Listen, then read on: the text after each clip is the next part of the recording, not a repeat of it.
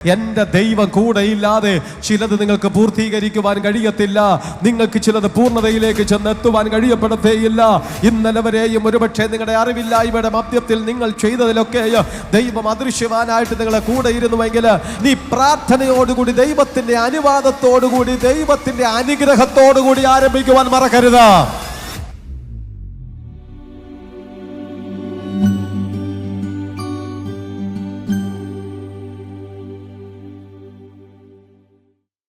വിശുദ്ധ മർക്കോസ് സുവിശേഷം 10-ാം അധ്യായം 46 മുതലുള്ള വാക്യങ്ങൾ ശ്രദ്ധിച്ചാലും അവിടെ ഇങ്ങനെ എഴുതിയിരിക്കുന്നു: അവർ യെരിഹോവിലെത്തി. പിന്നെ അവൻ ശിഷ്യന്മാരോടും വലിയ പുരുഷാരത്തോടും കൂടെ യെരിഹോവിൽ നിന്ന് പുറപ്പെടുമ്പോൾ തിമായിയുടെ മകനായി ബർത്തിമായി എന്ന കുരുടനായ ഒരു ഭിക്ഷക്കാരൻ വഴിയരികെ ഇരുന്നിരുന്നു. നസ്രയനായ യേശു എന്ന് കേട്ടിട്ട് അവൻ, ദാവീദ് പുത്ര യേശുവേ, എന്നോട് കരുണ തോന്നണമേ എന്ന് നിലവിളിച്ചു തുടങ്ങി.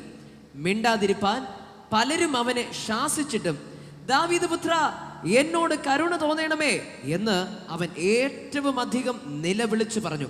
അപ്പോൾ യേശു നിന്നു, അവനെ വിളിപ്പിൻ എന്ന് പറഞ്ഞു. ധൈര്യപ്പെടുക, എഴുന്നേൽക്ക, നിന്നെ വിളിക്കുന്നു എന്ന് അവർ പറഞ്ഞു. ഇവിടെ യെരിഹോവിൽ ഒരു കുരുടൻ, അദ്ദേഹത്തെ കുറിച്ചാണ് വേഗത്തിൽ നിങ്ങളുടെ ശ്രദ്ധയിലേക്ക് ഞാൻ കൊണ്ടുവരുവാൻ ആഗ്രഹിക്കുന്നത്. അവൻ യെരിഹോവിലെത്തി. പിന്നെ അവൻ ശിഷ്യന്മാരോട് വലിയ പുരുഷാരത്തോടു കൂടി യെരിഹോവിൽ നിന്ന് പുറപ്പെടുമ്പോൾ അവൻ യെരിഹോവിലെത്തി. എന്താ യെരിഹോവിനെ കുറിച്ച് ഇങ്ങനെ എടുത്തു പറയാനുള്ള കാരണം? യെരിഹോ ശപിക്കപ്പെട്ട ഒരു പട്ടണമായിരുന്നു. ഒരു ശാപം ഏത് വിധത്തിൽ വന്നു കയറിയെന്ന് അറിയാൻ പാടില്ല. എങ്ങനെയോ ഒരു ശാപം വന്നു കയറി. നിങ്ങൾ ചിലരൊക്കെ പറയത്തില്ല, ഇത് ശാപം പിടിച്ച വീടാ, ഈ വീട്ടിൽ വന്നതിന് ശേഷമാണ് ആകെ പ്രശ്നം എന്നും പറഞ്ഞുകൊണ്ട് വീട് പോയി എത്രയോ പേർ മാറി താമസിക്കുന്നു, എത്രയോ പേർ വീട് അടച്ചിട്ടിരിക്കുന്നു, എത്രയോ പേർ വാടക വീടുകൾ മാറി മാറി മാറി മാറി പോയിക്കൊണ്ടിരിക്കുന്നു. യെരിഹോ ശപിക്കപ്പെട്ട ഒരു പട്ടണമാണ്. യോശുവയുടെ പുസ്തകം 6-ാം അധ്യായത്തിൽ ആ ശാപത്തെക്കുറിച്ച് അവിടെ എഴുതിയിട്ടുണ്ട്. ചില വസ്തുക്കളുടെ മേൽ ശാപമുണ്ടെന്നാണ് ഞാൻ പറഞ്ഞു വരുന്നത്. ചില ഭവനങ്ങളുടെ മേൽ ശാപമുണ്ടെന്നാണ് ഞാൻ പറഞ്ഞു വരുന്നത്. യോശുവയുടെ പുസ്തകം 6-ാം അധ്യായം 17-ാമത്തെ വാക്യം: ഈ പട്ടണവും അതിലുള്ളതൊക്കെയും യഹോവയ്ക്ക് ശപഥാർപ്പിതമായിരിക്കുന്നു. എങ്കിലും രാഹാബ് എന്ന വേശ്യ നാം ദൂതന്മാരെ ഒളിപ്പിച്ചതിനാൽ അവളും അവളോടുകൂടെ വീട്ടിലുള്ള എല്ലാവരും ജീവനോടെ ഇരിക്കട്ടെ. എന്നാൽ നിങ്ങൾ ശപഥം ചെയ്തിരിക്കെ ശപഥാർപ്പിതത്തിൽ വല്ലതും എടുത്തിട്ട് ഇസ്രായേൽ പാളയത്തിന് ശാപവും അനർത്ഥവും വരുത്താതിരിക്കേണ്ടതിന് ശപഥാർപ്പിതമായ വസ്തു ഒന്നും തൊടാതിരിപ്പാൻ സൂക്ഷിപ്പിൻ. യോശുവയുടെ കാലത്ത് യെരിഹോവിൻ്റെ മേലൊരു ശാപം കടന്നു വന്നു. ഇവരെ പ്രാർത്ഥനകളും ആരാധനകളൊന്നും അംഗീകരിക്കാത്തത് കൊണ്ട് ഒരു ദൈവദാസനിലൂടെ ഒരു ശാപം കടന്നു വരികയാണ്. ഒരു ദൈവദാസനിലൂടെ അവിടെ മേൽ ഒരു ദോഷം അവിടേക്ക് കടന്നു വരുന്നു. എന്നാൽ യോശുവയുടെ പുസ്തകം 6-ാം അധ്യായം അതിൻ്റെ 1-ാമത്തെ വാക്യം മുതൽ എന്താണ് ആ ശാപമെന്ന് എഴുതിയിട്ടുണ്ട്. എന്നാൽ യെരിഹോവിനെ ഇസ്രായേൽ മക്കളുടെ നിമിത്തം അടച്ചു ഉറപ്പാക്കിയിരിക്കുന്നു. ആരും പുറത്തിറങ്ങിയില്ല, അകത്ത് കയറിയതുമില്ല. യഹോവ യോശുവയോട് കൽപ്പിച്ചത്: ഞാൻ യെരിഹോവിനെയും അതിൻ്റെ രാജാവിനെയും യുദ്ധവീരന്മാരെ നിന്റെ കയ്യിൽ ഏൽപ്പിച്ചിരിക്കുന്നു. അത് അവർക്ക് ചുറ്റും നടന്ന് പ്രാർത്ഥിക്കാൻ പറഞ്ഞു. പ്രാർത്ഥിച്ച സമയത്തിലേക്ക് ആ പ്രദേശത്തെ പട്ടണത്തെ യോശുവ പിടിച്ചടക്കുന്നു. യോശുവയുടെ പുസ്തകം 6-ാം അധ്യായം 26-ാമത്തെ വാക്യത്തിൽ അക്കാലത്ത് യോശുവ ശപഥം ചെയ്തു. ഇതാണ് ശാപം: ഈ യെരിഹോ പട്ടണത്തെ പണിയുവാൻ തുനിയുന്ന മനുഷ്യൻ യഹോവയുടെ മുൻപാകെ ശപിക്കപ്പെട്ടവൻ. അവൻ അതിൻ്റെ അടിസ്ഥാനമിടുമ്പോൾ അവൻ്റെ മൂത്ത മകൻ നഷ്ടമിടും. ബേസ്മെൻറ്റിൻ്റെ പണി നടക്കുമ്പോൾ ഒരു മരണം നടക്കും. ഞാൻ ഒത്തിരി പ്രാർത്ഥനാ വിഷയങ്ങൾ പ്രാർത്ഥിച്ചപ്പോൾ അറിയും, വീട് പണി തുടങ്ങിയപ്പോൾ മരണം സംഭവിച്ചത്, വീട്ടിൽ കയറി താമസിച്ചപ്പോൾ മരണം സംഭവിച്ചത്. ഇങ്ങനെ ഒത്തിരി പ്രാർത്ഥനാ വിഷയങ്ങൾ കണ്ടിട്ടുണ്ട്, കേട്ടിട്ടുണ്ട്. കാരണം ജനങ്ങളുടെ ഇടയിൽ പ്രവർത്തിക്കുന്ന ആളാണല്ലോ ഞാൻ. ഇവിടെ അതിനോട് സാമ്യപ്പെടുത്തക്ക വിധത്തിൽ ഒരു പട്ടണത്തിൻ്റെ മേലൊരു ശാപം കിടക്കുകയാണ്. ബേസ്മെൻ്റ് ഇടുമ്പോൾ മരണം സംഭവിക്കും, ചെയ്യരുതെന്നാണ് അർത്ഥം. പക്ഷെ അങ്ങനെയാണെങ്കിൽ നമുക്ക് വീട് വയ്ക്കണ്ടേ? അങ്ങനെയാണെങ്കിൽ നമുക്ക് പട്ടണം പണിയണ്ടേ? അതിനെന്തായിരിക്കും വഴി? പക്ഷേ ഈ ശാപത്തെ, ആ വസ്തുവിൻ്റെ മേലുള്ള അവകാശത്തെ നമ്മൾ തിരിച്ചറിയണം. ആ കാലഘട്ടത്തിൽ ആ പട്ടണത്തിൻ്റെ മേലൊരു ശാപം വന്നപ്പോൾ കർത്താവ് പറഞ്ഞത്, അവൻ അതിൻ്റെ അടിസ്ഥാനമിടും, അവൻ്റെ മൂത്ത മകൻ നഷ്ടപ്പെടും. അടുത്ത് അതിൻ്റെ കതക് തൊടുക്കുമ്പോൾ ഇളയവനും നഷ്ടപ്പെടും. തീർന്നില്ല.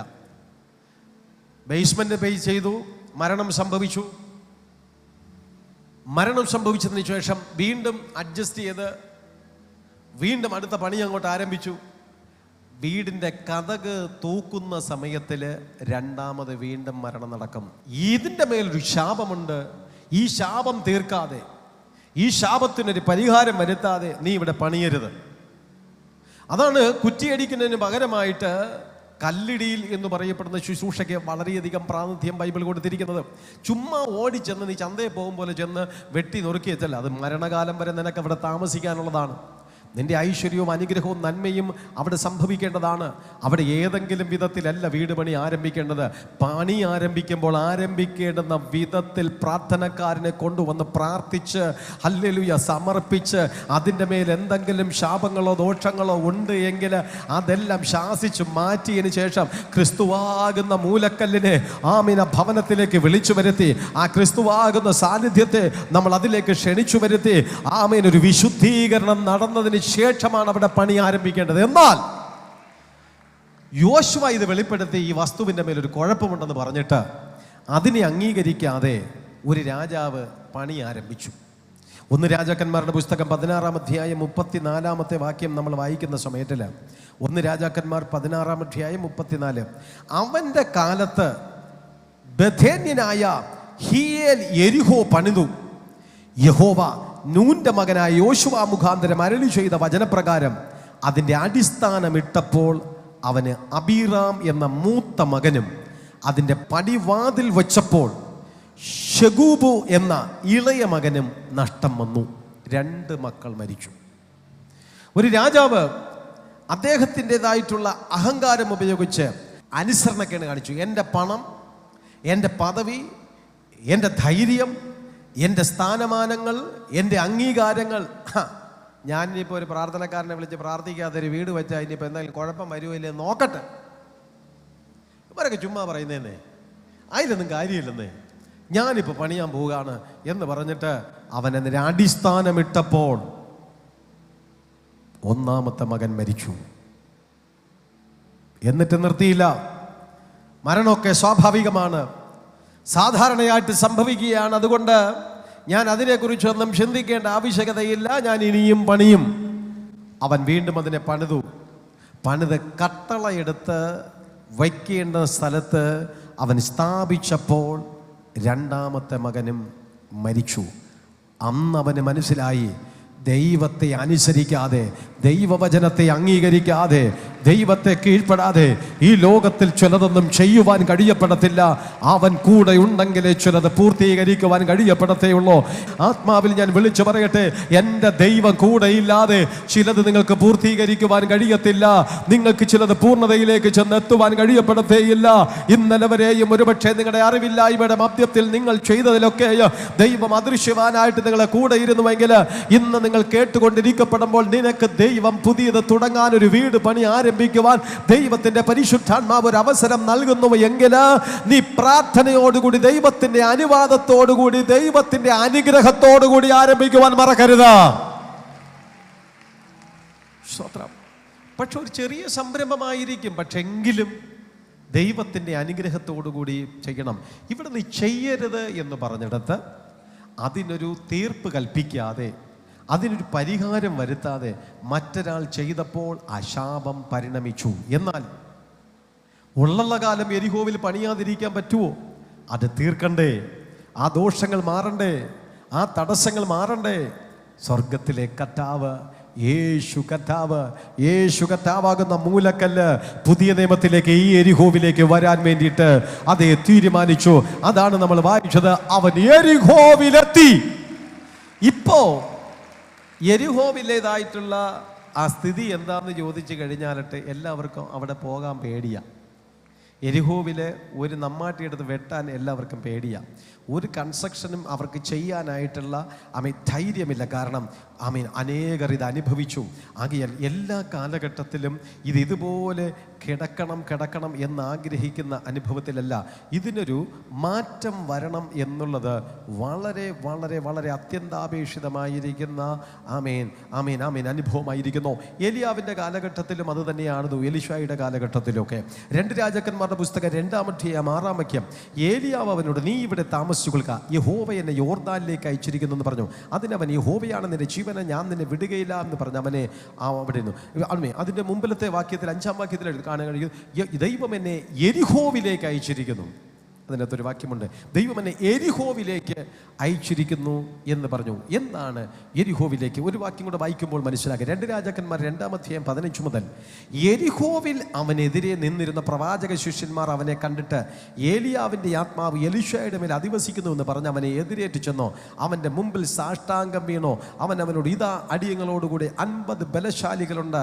അവൻ ചെന്ന് നിന്റെ യജമാനനെ അന്വേഷിക്കട്ടെ. പക്ഷേ യഹോവയുടെ ആത്മാവ് അവനെ എടുത്ത് വല്ല മലയിലോ താഴ്വരയിലോ എങ്ങാനും ഇട്ടിട്ടുണ്ടായിരിക്കും എന്ന് പറഞ്ഞു. അതിനവൻ, നിങ്ങൾ അയക്കരുത് എന്ന് പറഞ്ഞു. അതായത് അടുത്ത യെരിഹോവിലാണ് എലീശാ പ്രവാചകൻ അഭിഷേക കൈമാറ്റം പ്രാപിച്ചെടുക്കുന്നത്. യോർദാനിൽ നിന്ന് പ്രാപിച്ചെടുത്തിട്ട് അടുത്ത യെരിഹോവിലേക്ക് വരുമ്പോൾ അവിടെ കാണുവാൻ കഴിഞ്ഞ കാഴ്ച എന്ന് പറഞ്ഞാൽ, അവിടുത്തെ വെള്ളം മുഴുവനും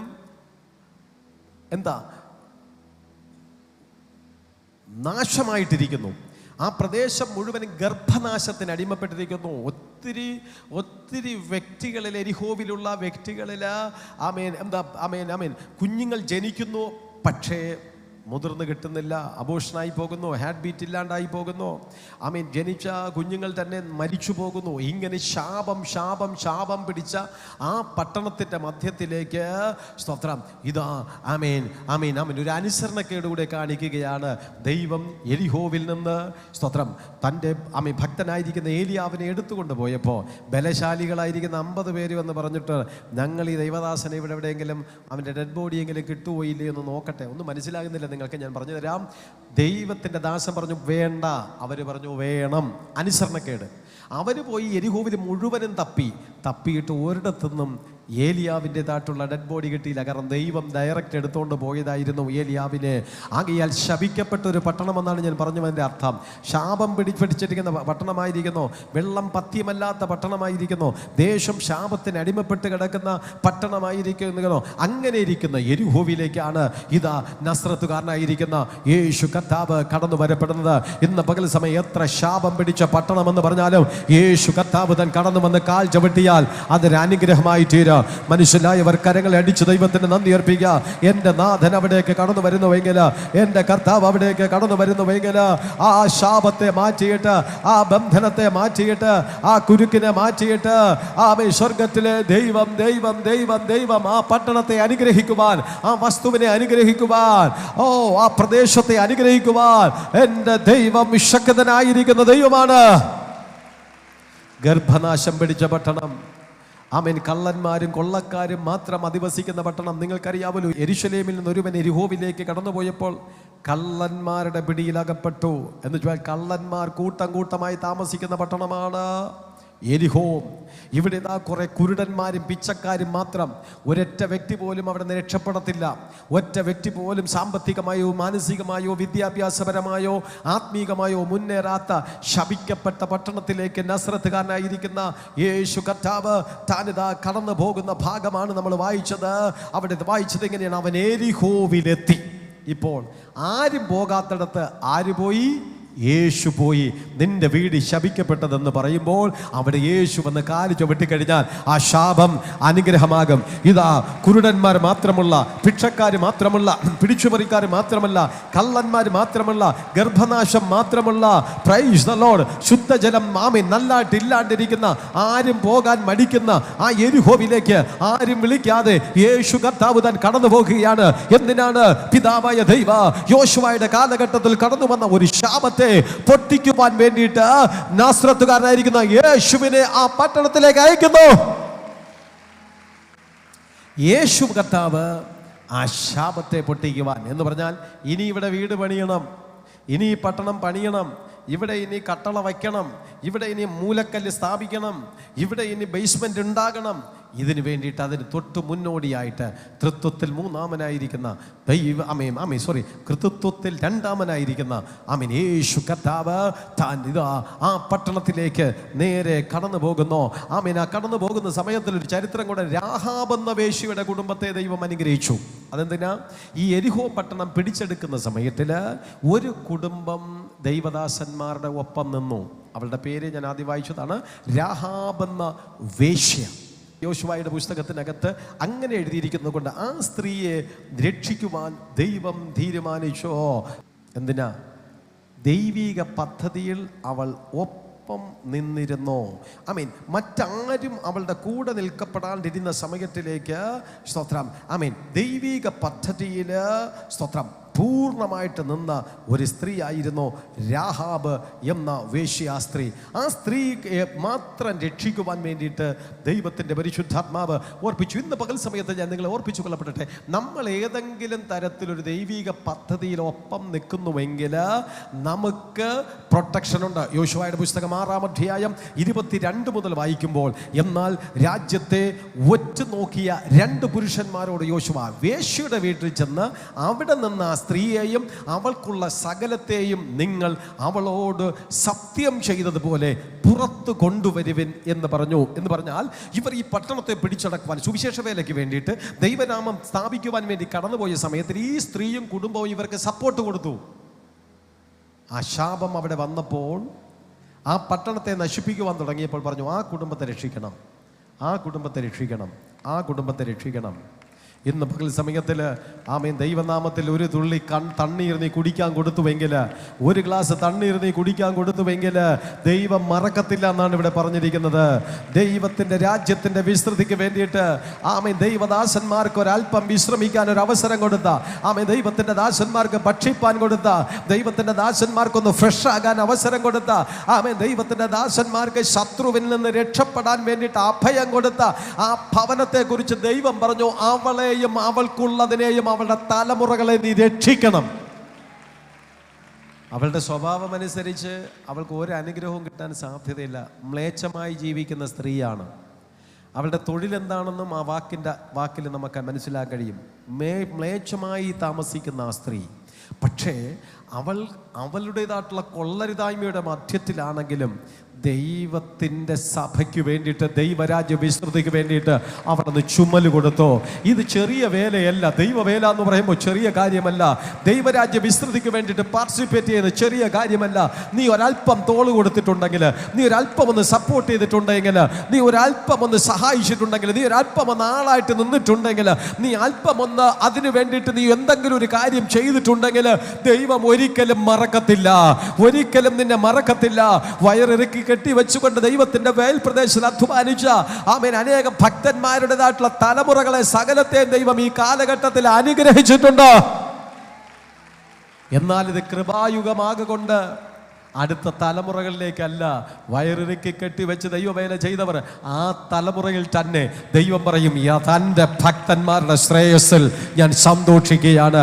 അബ്രഹാമിനെയും ഇസഹാക്കിനെയും യാക്കോബിനെയും ബഹുസമ്പന്നന്മാരാക്കിയതുപോലെ തന്നെ ദൈവ അടുത്ത ജനറേഷനിലേക്കല്ല, ആ ജനറേഷനിൽ തന്നെ അവരെ വർദ്ധിപ്പിച്ച്, അവരെ അനുഗ്രഹിച്ച്, അവർക്ക് ആവശ്യമുള്ള സകലം കൊടുത്തുവെങ്കിൽ നിന്റെ കയ്യടിക്ക് പ്രതിഫലമുണ്ട്, നിന്റെ പ്രാർത്ഥനകൾക്ക് പ്രതിഫലമുണ്ട്, നിങ്ങളുടെ ആരാധനകൾക്ക് പ്രതിഫലമുണ്ട്. നിങ്ങൾ ദൈവത്തിന്റെ സന്നിധാനത്തിൽ ചെയ്യുന്ന, ചെലവിടുന്ന ഓരോന്നിനും ദൈവം നിങ്ങൾക്ക്, നിങ്ങളുടെ തലമുറകൾക്ക് ഫലം നൽകും. ആമേൻ. ശമ്പളമില്ലാത്ത ഒരു ജോലിയല്ല ദൈവവേല എന്ന് പറയുന്നത്. ഇവിടുന്ന് മനുഷ്യൻ നിനക്ക് ശമ്പളം തന്നില്ല എങ്കിൽ കണക്ക് തെറ്റാതെ കണക്കെഴുതി വച്ചിരിക്കുന്ന ഒരു കർത്താവുണ്ട്. ഹല്ലേലൂയ. ഒരു ദിവസം നീ ദൈവനാമത്തിന് വേണ്ടി മാറ്റിവെച്ചോ, ഒരു ദിവസം നീ ദൈവരാജ്യ വിസ്തൃതിക്ക് വേണ്ടി അധ്വാനിച്ചുവോ. ആമേൻ. ഇവിടെയുള്ളവരൊക്കെ മറന്നുപോയി കാണ്. നീ കഷ്ടപ്പെട്ടത്, നീ അധ്വാനിച്ചത്, നീ ദൈവത്തിന് വേണ്ടിയിട്ട് നിന്നത് എല്ലാം മറന്നായിരിക്കും. പക്ഷേ സ്വർഗത്തിലെ ദൈവം മറന്നിട്ടില്ല.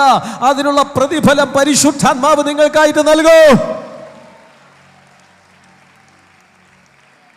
ദൈവം അതിനുള്ള പ്രതിഫലം നിങ്ങൾക്കും നിങ്ങളുടെ തലമുറകൾക്ക് നൽകി അനുഗ്രഹിക്കും. ആ വേശ്യയായ കുടുംബത്തെ മാത്രം പോയിട്ട് ബാക്കിയെല്ലാം ശാപത്തിലേക്ക് പോയപ്പോൾ ഈ ശാപത്തെ പൊട്ടിക്കുവാൻ യേശു കർത്താവ് അവിടേക്ക് പോയി. മർക്കോസ് വിശേഷം 10-ാം അധ്യായം 46 മുതൽ വായിക്കുമ്പോൾ, പിന്നെ അവൻ ശിഷ്യന്മാരോട് വലിയ പുരുഷാരത്തോട് എരിഹോവിൽ നിന്ന് പുറപ്പെടുമ്പോൾ തിമായിയുടെ മകനായി ബർത്തിമായി എന്ന കുരുടനായ ഒരു ഭിക്ഷക്കാരൻ വഴിയരികെ നിന്നിരുന്നു.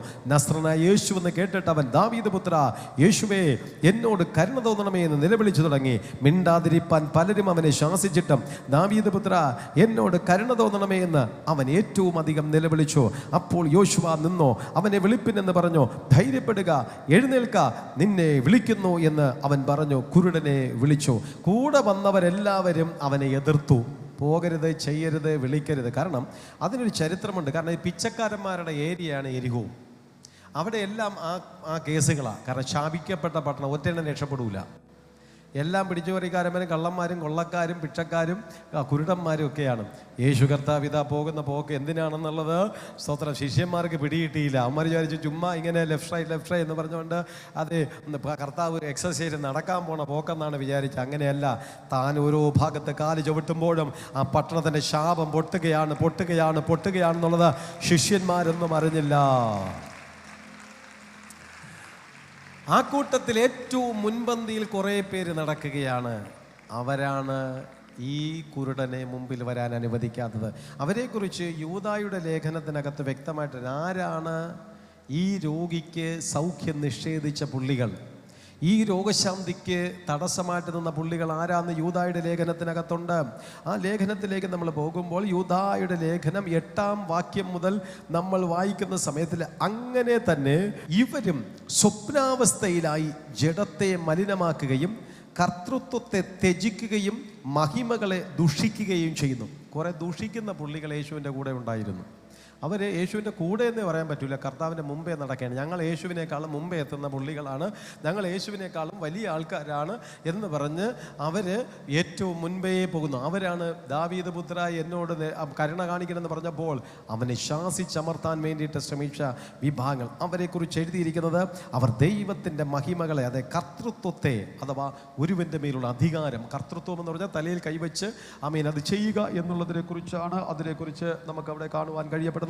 മഹിമകളെ ദുഷിക്കുകയും ചെയ്യുന്ന വിഭാഗം. എന്നാൽ പ്രധാന ദൂതനായ മീഖാൽ മോശയുടെ ശരീരത്തെക്കുറിച്ച് പിശാചിനോട് തർക്കിച്ചു വാദിക്കുമ്പോൾ ഒരു ദുർവിധി ഉച്ചരിപ്പാൻ തുനിയാതെ കർത്താവ് ഇതിനെ ഫൽസിക്കട്ടെ എന്ന് പറഞ്ഞു.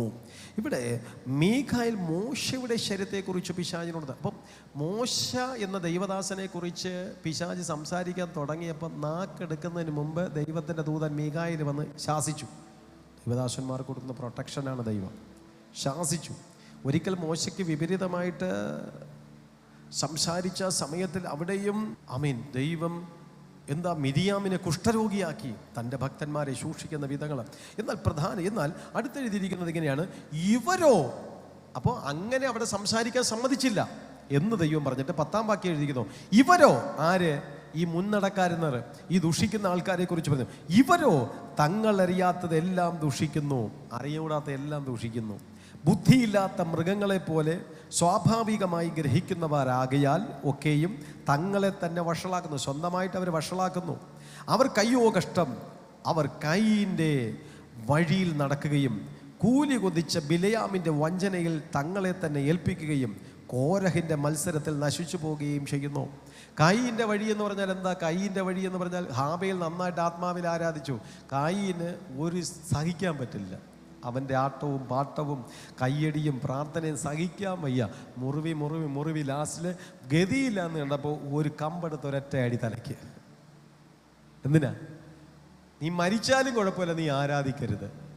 അപ്പോൾ ദൈവം പറയുന്നത്, മുന്നടക്കാരെന്ന് പറയുന്നവരും യേശു കർത്താവിൻ്റെ അനുഗ്രഹത്തിലേക്ക് ഒരു കുരുടൻ ചെന്ന് സൗഖ്യം പ്രാപിക്കാൻ ആഗ്രഹിച്ചപ്പോൾ അവനെ ചെറുത്ത, അവനെ തടസ്സപ്പെടുത്തിയ വിഭാഗങ്ങൾ എന്ന് പറഞ്ഞാൽ കായീൻ്റെ തലമുറക്കാരാണ്.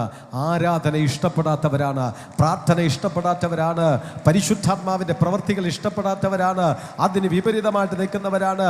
ഇന്ന് പകൽ സമയത്തിൽ ദൈവജനമേ, ആമേൻ, പലരും നിന്നെ ചെറുത്തിട്ടും പലരും നിന്നെ തടസ്സപ്പെടുത്തിയിട്ടും അതിലൊന്നും വീണു പോകാതെ വണ്ണം യേശു കർത്താവിൻ്റെ പുറകെ നിനക്ക് പോകാൻ മനസ്സുണ്ട് എങ്കിൽ യേശു നിന്റെ ശാപത്തെ മാറ്റും. യെരിഹോവിനെ അനുഗ്രഹിക്കപ്പെട്ട ഒരു പട്ടണമാക്കി ദൈവം മാറ്റി. യെരിഹോവിൽ അത്ഭുതങ്ങൾ നടന്നോ, യെരിഹോവിൽ വിടുതലുകൾ നടന്നോ, യെരിഹോവിൽ വീര്യപ്രവർത്തികൾ നടന്നോ? അങ്ങനെയാണ് എങ്കിൽ ഇനി കട്ടള വച്ചാൽ ദോഷം വരത്തില്ല, ഇനി ബേസ്മെന്റ് ഇട്ടാൽ ദോഷം വരത്തേയില്ല.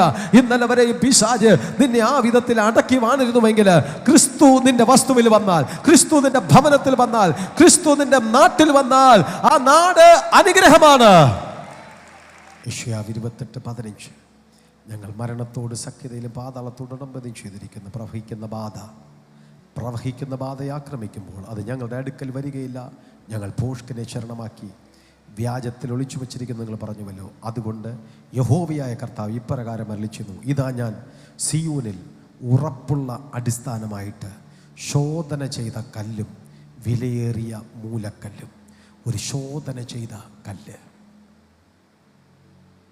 പ്രവഹിക്കുന്ന ബാധയെ ചെറുക്കുവാൻ ശോധന ചെയ്ത കല്ല്, മിനുക്കിയ കല്ല്.